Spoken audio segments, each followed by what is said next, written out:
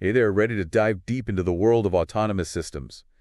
Today, we're unpacking how these systems are making decisions in real time, and we're basing this on that research article you said over intelligent sensing to action for robust autonomy at the edge. Oh, yeah, opportunities and challenges. Right, opportunities and challenges. It's a really exciting area, and this article highlights some crucial concepts. Okay, One of the key ideas is this sensing to action loop. okay, let's break that down. Sure. What exactly is this loop, and why is it so important for things like self-driving cars and drones? Imagine a robot navigating a crowded street. Okay, It needs to constantly take in information from its sensors, cameras, LiDAR, radar, and use that information to make decisions about its next move. uh-huh. This constant cycle of sensing, processing, and acting is the sensing to action loop. So it's like a super fast feedback system, right? The robot is always adjusting based on what it's sensing in the environment.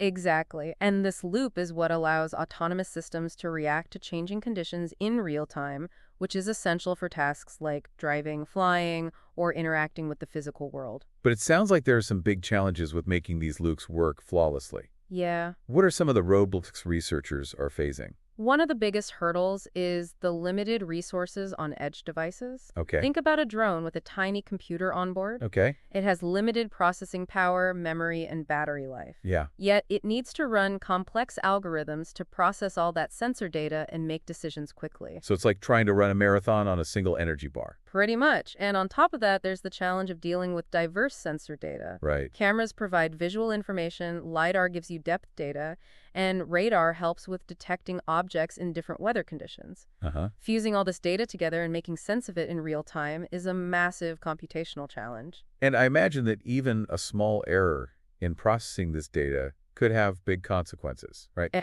Like in our self-driving car example, a tiny miscalculation could lead to an accident. Absolutely. The article calls this the risk of error propagation. Okay. One small error in the sensing to action loop can snowball into a bigger problem, making reliability a huge concern. So how are researchers tackling these challenges? It sounds like we need some serious innovation to make these systems both smart and safe. That's where it gets really interesting. Okay. The article dives into several cutting-edge solutions, things like generative sensing, Uh-huh. action-to-sensing pathways, and something called StarNet, which sounds like something straight out of a sci-fi movie. Okay, you've definitely piqued my curiosity.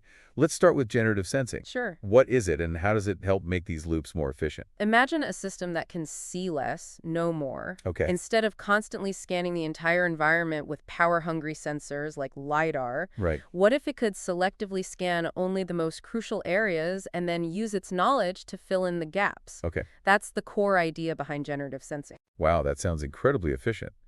But how does it actually work in practice? The article highlights research using a technique called radially masked autoencoding, or RMAE for short. Okay. It works by cleverly masking sections of the LiDAR data and then training a model to reconstruct the complete scene. So it's like solving a puzzle where some of the pieces are missing, Right. but you've already got a pretty good idea of what the picture should look like. Exactly. And what's remarkable is that the researchers achieved a 9.11 times reduction in energy consumption using this technique. Hold on, that means the LiDAR could operate for almost 10 times longer on a single charge? That's a game changer for things like self-driving cars. Precisely. And what's even more exciting is that this technology isn't limited to just LiDAR. Oh, wow. It could be applied to other sensors, leading to even greater energy savings across the board. So we've got smarter sensing covered, but what about the action part of the loop? Right. Can we optimize that too? That's where the concept of action to sensing pathways comes in. It flips the traditional sensing to action loop on its head. Okay. Now, past actions can inform and optimize future sensing strategies. So it's like learning from experience, right? The system adapts its sensing based on what worked well in the past. Exactly. Let's say you have a robot navigating a maze. Okay. As it moves and makes decisions, it can adjust its sensor's field of view based on its doors, Uh-huh. reducing the amount of redundant data collected. Okay. Why waste energy scanning areas it's already explored or that are irrelevant to its current task? That's a great point. It's all about working smarter, not harder. Exactly. And the article mentions a mathematical tool called the Koopman operator that's being used to make these action-to-sensing pathways more efficient. Okay, that sounds a little complex. Can you break it down for us non-mathematicians? Think of it like giving a self-driving car a mental map of the city, not just relying on its sensors in real time. Okay. This allows the car to make smarter decisions about its route, anticipate potential obstacles, and even adapt to unexpected changes in the environment. So it's like having a human driver's intuition and experience built into the system. Exactly. And this leads to more robust performance even when unexpected events occur. This is all very impressive, but even with these clever optimizations, there's always the risk of something going wrong, right? Sensors can malfunction, data can be noisy, and algorithms can make mistakes. Sure. How do we ensure these systems are truly reliable? That's a crucial question, and it's where StarNet comes in. Okay. StarNet acts like a vigilant watchdog, constantly monitoring the system's performance and looking for any signs of trouble. So it's like having a safety net for your autonomous systems. Exactly. It uses a metric called likelihood regret to identify potential inaccuracies in the data. Okay. If something seems off, it alerts the system before those inaccuracies can cause problems. That's incredible. It's like having a built-in early warning system for potential errors. Right. What kind of results are they seeing with this technology? The results are impressive. In their tests, StarNet improved object detection accuracy by about 15% under challenging conditions. This means the system could operate more safely and reliably even in the face of uncertainties. That's a significant improvement. So we've covered optimizing sensing with generative sensing, optimizing actions with action-to-sensing pathways, Right. and ensuring reliability with StarNet. Uh-huh. What other tricks do researchers have up their sleeves to make these autonomous systems even better? Well, there's another fascinating area of research that's taking inspiration from one of the most efficient systems we know, Okay, nature. you talk about the brain, right? I've heard about this neuromorphic computing thing, Right. but it always sounded a bit sci-fi to me. It's definitely cutting edge, but the idea is to mimic the way biological brains process information. Okay, Think about a fruit fly navigating complex environments with a tiny fraction of the neurons humans have. yeah. They're incredibly efficient. Okay, I can see where the inspiration comes from. Our brains are amazingly powerful, and they don't exactly run hot like a computer does. Exactly. Neuromorphic systems aim for that same efficiency by only activating when necessary. Unlike traditional computers that are constantly processing information, Right. these systems are event-driven, responding only to changes in the environment. So it's like a sensor that only wakes up when something interesting happens. That seems like it would save a ton of energy. Precisely. And one example of this is the use of event-based cameras. Okay. These cameras only react to changes in light intensity, offering superior speed and energy efficiency compared to standard cameras. So instead of recording a constant stream of video, Right. it's only capturing the moments when something actually changes in the scene. That makes a lot of sense. It's a perfect match for the dynamic nature of sensing to action loops. These cameras can drastically reduce the amount of data processed, leading to faster response times and lower energy consumption, Right. which is particularly crucial for applications on the edge. This all points towards a future where autonomous systems are not only smarter, but also incredibly efficient and reliable. And we haven't even touched on the concept of multi-agent collaboration yet. This is where things get really mind-blowing for me. Imagine a whole team of robots working together like a well-coordinated swarm. Ah, yes. Multi-agent systems, it's an area with immense potential successions. Picture a fleet of drones coordinating their sensing and actions to map out a disaster zone. Wow. Or a team of robots working together in a factory, seamlessly handling tasks that would be impossible for a single robot to achieve. It sounds amazing, but I can only imagine the challenges of coordinating all those agents effectively. How do you prevent them from bumping into each other or collecting redundant data? How do you deal with network delays and ensure they can communicate effectively? It's like trying to get a room full of toddlers to work together on a project. You're hitting on some key challenges.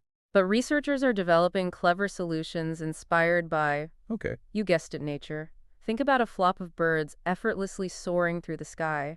Each bird reacting to its neighbors, adjusting its course, all while maintaining a cohesive formation. It's like they have a shared mind, a collective intelligence guiding their movements. That's precisely what researchers are trying to replicate in multi-agent systems. They're developing algorithms that allow agents to communicate and learn from each other, forming a distributed intelligence network. So instead of relying on a central command center to make all the decisions, each agent has a certain level of autonomy, allowing the system to be more flexible and responsive. Exactly. And this distributed approach has several advantages. Okay. For one, it's more robust. Okay. If one agent fails, the others can compensate, ensuring the mission continues without interruption. Right. It's also more scalable. Okay. You can add more agents to the system without overloading a central controller, making it ideal for tasks that require a large workforce, Yeah. like search and rescue operations or environmental monitoring.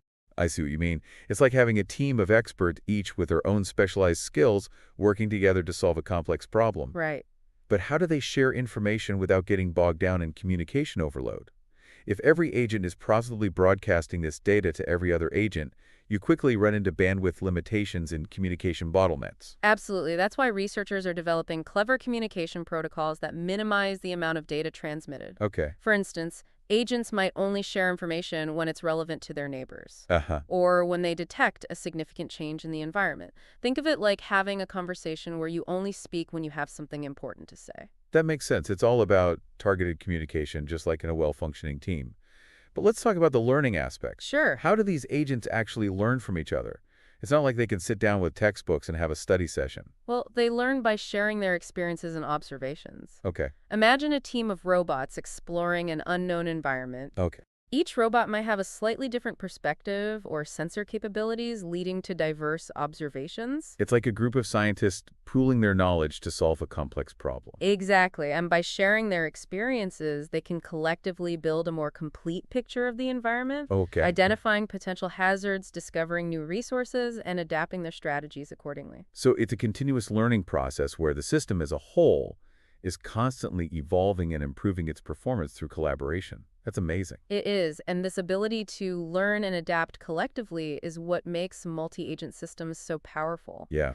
They can handle complex and dynamic environments much better than individual agents could ever do on their own. This all sounds incredibly promising, but let's bring it back down to earth for a moment.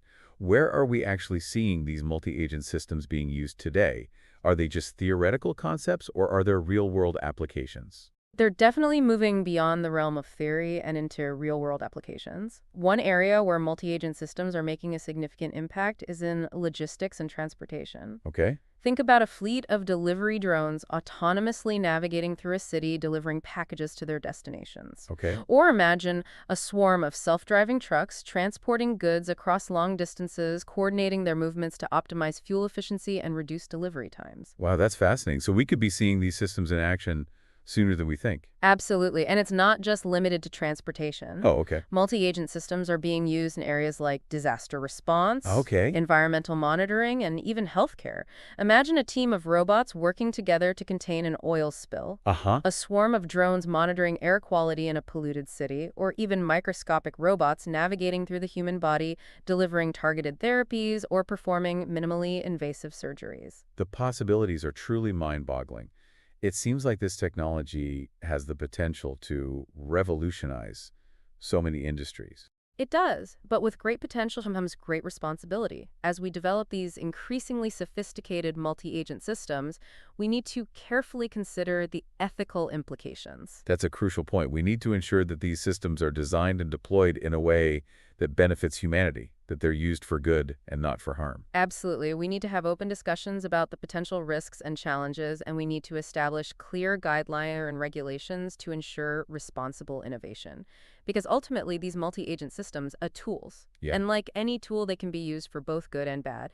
It's up to us to shape their development and guide their application towards a brighter future. I completely agree. It's all about harnessing the power of this technology while keeping human values and ethics at the forefront. Now, I'm really curious about how these multi-agent systems actually learn and adapt. How do they make decisions as a group? It's like trying to get a committee of people to agree on something which can be a challenge in itself. That's a great question, and it brings us to the fascinating field of distributed learning, where agents can share their knowledge and experiences without revealing their private data. It's like having a group of students studying together, each student contributing their insights and helping each other understand the material better, Right. but without sharing their actual notes. A very insightful analogy. Instead of textbooks and lectures, these agents are learning from real-world data, constantly updating their models and adapting their strategies based on their interactions with the environment. So it's a continuous learning process where the system as a whole is constantly evolving and improving its performance through shared knowledge. Yes. But how do we ensure that this sharing doesn't compromise privacy or security? For example, if we have a network of self-driving cars, each car collecting data about its surroundings and driving patterns, sharing this data directly could reveal sensitive information about the drivers or their destinations. You've hit on a crucial point. That's where techniques like federated learning come in. Okay. Federated learning allows agents to train a shared model without ever exchanging their raw data. Instead, they only share updates to the model, which are then aggregated to improve the overall performance. So it's like having each student write a summary of what they learned, Right. and then combining those summaries to create a comprehensive overview without revealing the specific details of each student's notes. Exactly. And this approach allows agents to learn from each other without compromising their privacy or security. But federated learning isn't a silver bullet. Okay, Another challenge in distributed learning is dealing with the heterogeneity of agents. okay, Different agents might have different computational capabilities, yeah. sensor modalities, or even objectives. It's like having students with different learning styles and backgrounds, all trying to learn the same material. Some might be visual learner, while others prefer auditory learning. How do you ensure that everyone gets the most out of the learning experience? That's where personalized learning approaches come in. Just like in education, we need to tailor the learning process to the individual needs and capabilities of each agent. Instead of forcing all agents to learn the same way, Right. we need algorithms that allow them to learn at their own pace, using the data and resources that are most relevant to their tasks. That makes a lot of sense. It's all about optimizing the learning process for each individual agent, just like a good teacher would do with their students. Precisely. And this personalized learning approach can significantly improve the overall efficiency and effectiveness of multi-agent systems. Now, we've talked about how these agents learn, but how do they actually make decisions as a group? How do they reach a consensus and act in a coordinated way? It seems like there could be a lot of disagreements and conflicting opinions, especially if each agent has a certain level of autonomy. That's a key question, and there are several approaches to multi-agent decision-making, each with its own strengths and weaknesses. Okay, Think of it like choosing the right voting system for a democracy. okay. Do you go with a majority vote, Yeah, a consensus-based approach, or something else entirely? I like that analogy. So the choice of decision-making mechanism depends on the specific application and the desired level of autonomy and control. Right. It's all about finding the right balance between individual freedom and collective decision-making. Exactly. Some systems might rely on a centralized controller to make all the decisions, Right. while others might allow for more distributed decision-making where each agent has a voice in the process. Uh-huh. And there are also hybrid approaches, Okay. where a central controller sets high-level goals. Okay. And the agents have the autonomy to figure out how to achieve those goals in a coordinated way. It's like a coach giving the team a game plan, but allowing the players to make decisions on the field based on the evolving situation. It's all about finding the right balance between centralized control and distributed autonomy. Precisely. And this balance is crucial for creating effective and adaptable multi-agent systems. One of the things that fascinates me most about multi-agent systems is the emergence of collective intelligence. It's like an ant colony where each ant acts individually, but together they create a sophisticated and efficient society. Right. Or a flock of birds moving in perfect synchrony, even though there's no leader telling them what to do. It's a truly remarkable phenomenon. By leveraging the interactions and feedback loops between individual agents, we can create systems that are far more intelligent and adaptable than any single agent could be on its own. Right. It's a testament to the power of distributed systems and the surprising complexity that can emerge from simple rules and interactions. And as we continue to develop more sophisticated multi-agent systems, I'm sure we'll see even more impressive examples of collective intelligence emerge. It's an exciting area of research with the potential to solve some of the world's most challenging problems. I agree, but as we marvel at these advancements, we also need to remember that these systems are ultimately created by humans, Right. and as such, they reflect our own values, biases, and limitations. It's our responsibility to ensure that these systems are designed and deployed ethically responsibly and for the benefit of all humankind. That's a crucial point. We need to be mindful of the potential consequences of our creations and make sure that technology serves humanity, not the other way around.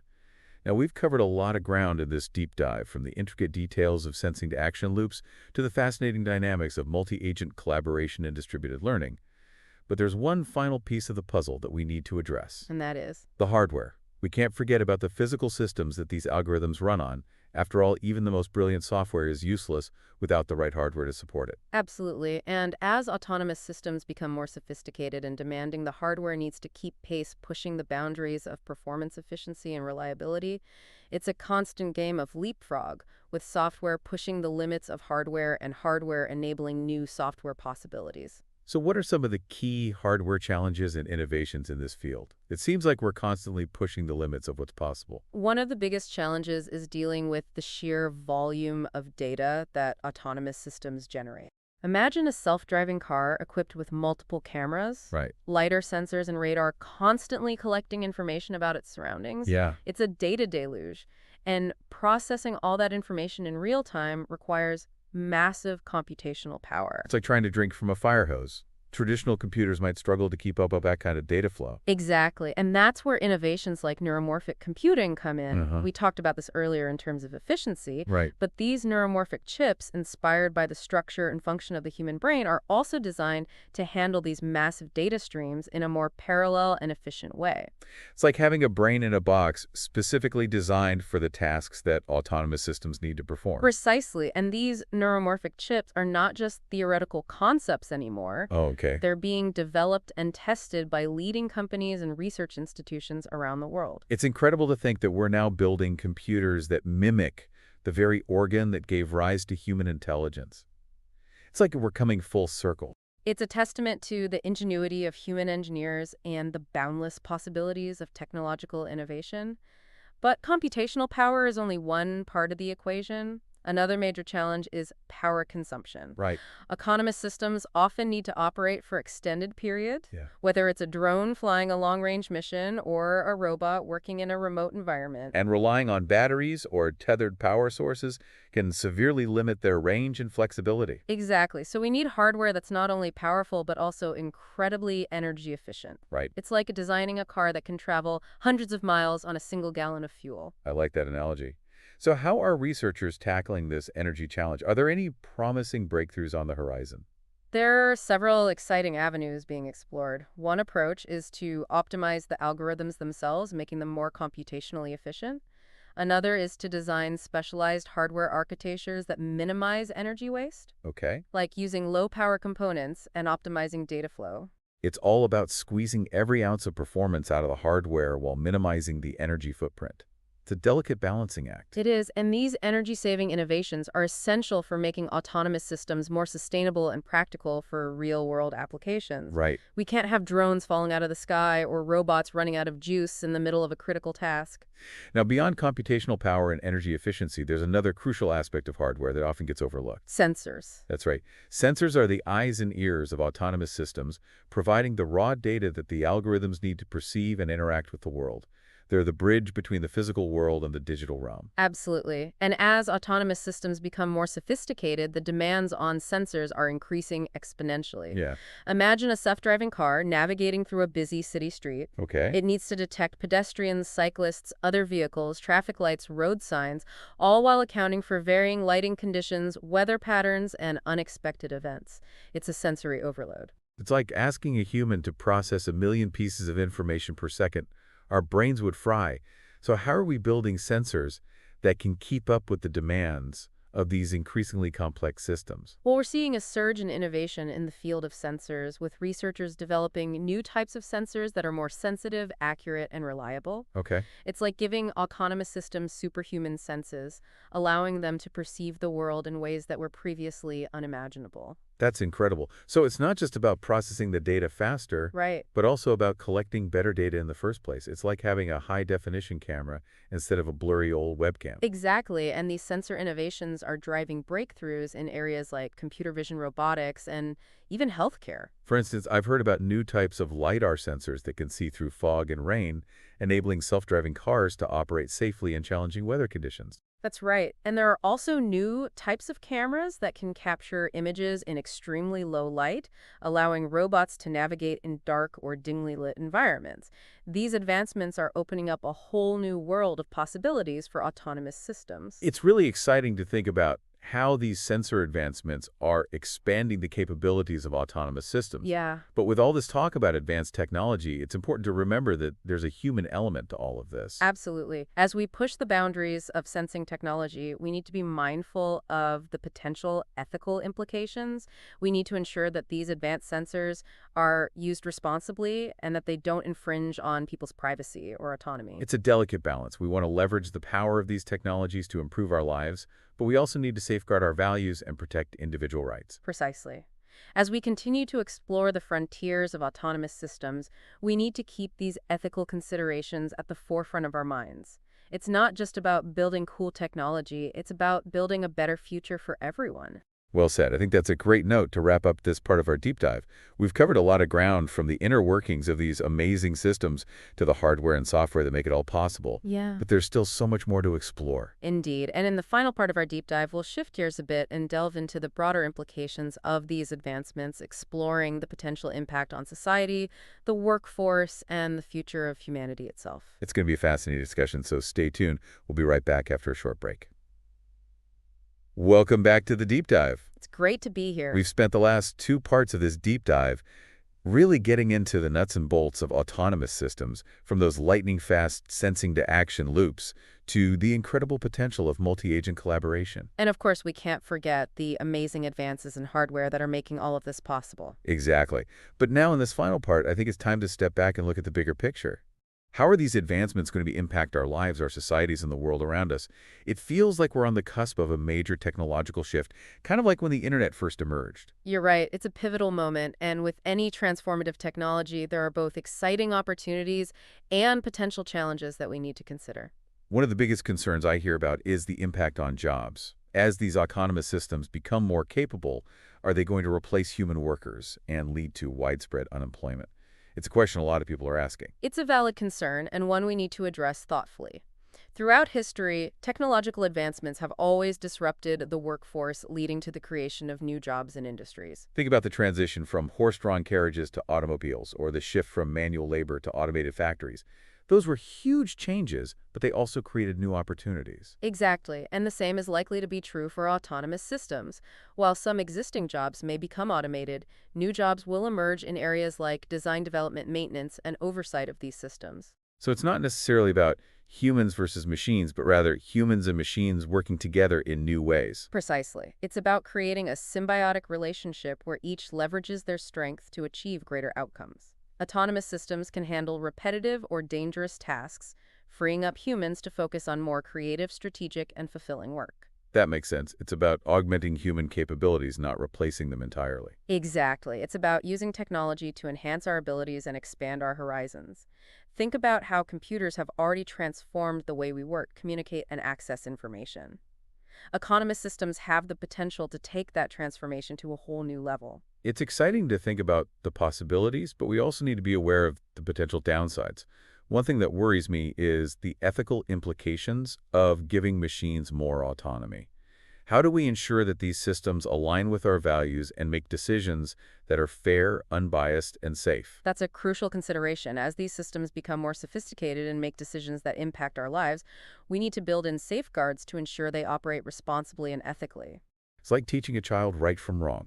We need to instill these values into the very core of these systems. Exactly, and that involves open and inclusive dialogue involving experts from various fields, technology, ethics, law, social sciences, to establish guidelines and regulations for the development and deployment of autonomous systems. We need to be proactive, not reactive, in shaping the future of this technology. Absolutely. We need to anticipate potential challenges and address them head-on, ensuring that these systems are used for good and not for harm. Speaking of challenges, another big one is safety and security.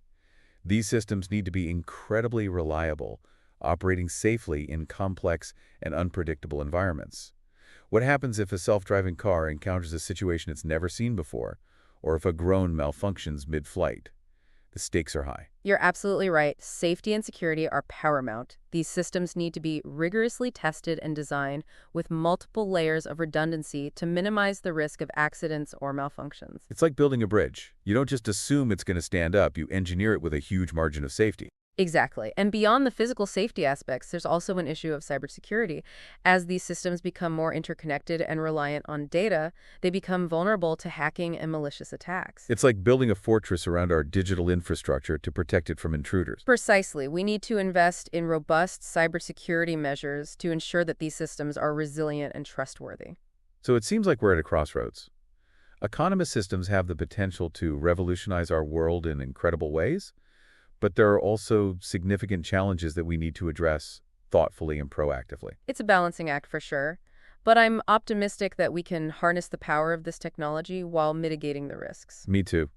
It's up to all of us to be informed and involved in shaping the future of autonomous systems. We can't just sit back and let technology dictate our future. We need to be active participants in steering it in a direction that benefits humanity. I couldn't agree more. The future is not predetermined. It's a future that we are actively creating with every decision we make, every technology we develop, and every conversation we have. And that's what makes this such an exciting time to be alive. We have the opportunity to shape the future, to use our ingenuity and creativity to build a world where technology empowers us, not controls us. Exactly. It's a future full of possibilities, and it's up to us to seize the moment and make the most of it. Well said. And on that note, I think we've reached the end of our deep dive into the fascinating world of autonomous systems. It's been an incredible journey exploring the intricate details, the groundbreaking advancements, and the thought-provoking implications of this transformative technology. I've enjoyed our conversation immensely. It's always inspiring to delve into these topics and explore the frontiers of human ingenuity. Me too. And a huge thank you to you, our listener, for joining us on this deep dive. We hope you found it insightful, thought-provoking, and maybe even a little bit mind-blowing. Keep those questions coming, keep exploring, and keep pushing the boundaries of what's possible. The future is waiting to be written, and we're all part of the story. Until next time, stay curious.